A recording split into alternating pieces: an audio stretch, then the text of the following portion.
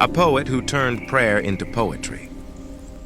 Won the Nobel Prize in Literature and challenged the British Empire in the name of conscience.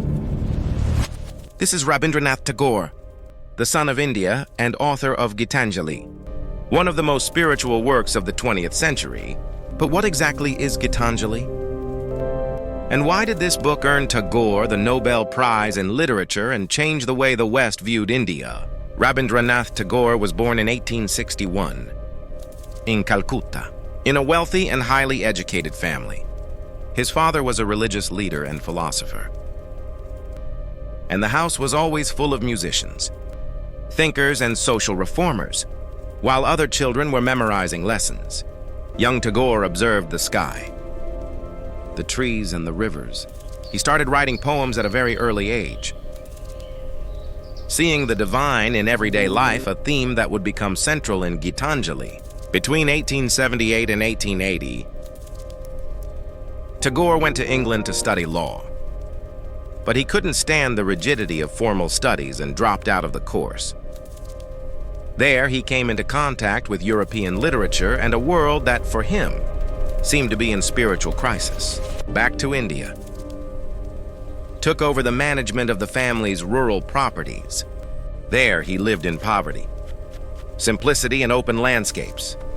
This experience shaped his vision. Spiritual greatness can arise from the most humble of lives. It was in this context that, in 1910, Tagore compiled a series of devotional poems in Bengali and called the collection Gitanjali, meaning offering of songs. There are 103 texts that sound like poetic prayers, a fragile human self speaking to the Eternal One. The poems revolve around three themes: spirituality, love, and nature. God appears less as a dogma and more as an intimate presence that reveals itself in the light, in the wind, in day-to-day work. The style is simple and musical. It seems as if we are reading letters from someone in love with an invisible beloved, which often remains silent. In 1912, a turnaround occurred. Tagore translated a selection of poems from Gitanjali into English and took the manuscript on a trip to England. The text fell into the hands of influential writers who were impressed by his spiritual depth. The great Irish poet William B. Yeats wrote the preface to the English edition, declaring his enchantment with that voice from India that spoke directly to the heart of the world. Fame came immediately, and the following year, in 1913, Tagore received the award, Nobel Prize in Literature, becoming the first non-European to be awarded the prize. The Academy highlighted the lyrical originality of Gitanjali and the way his poetry united the human soul with the cosmos. But Tagore was much more than a poet. He was a visionary educator. In 1901, founded a school in Santiniketan with outdoor classes and a revolutionary approach. Unite Eastern and Western philosophies, art and science, nature and learning.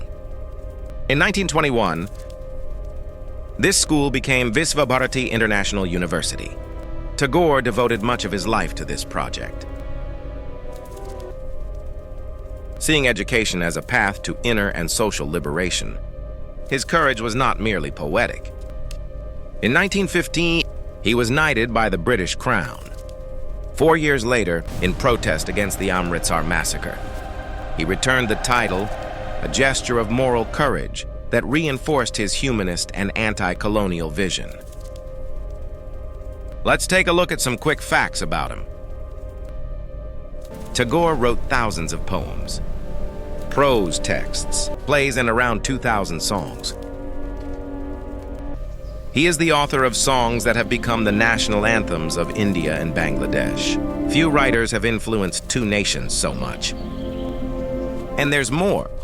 Your handwriting and drawings, which were previously seen as mere scribbles. Today they are valued as modern art. Even with worldwide fame, he preferred the silence of Santiniketan, waking up early to write and walk among the trees. So, why does Gitanjali still matter today?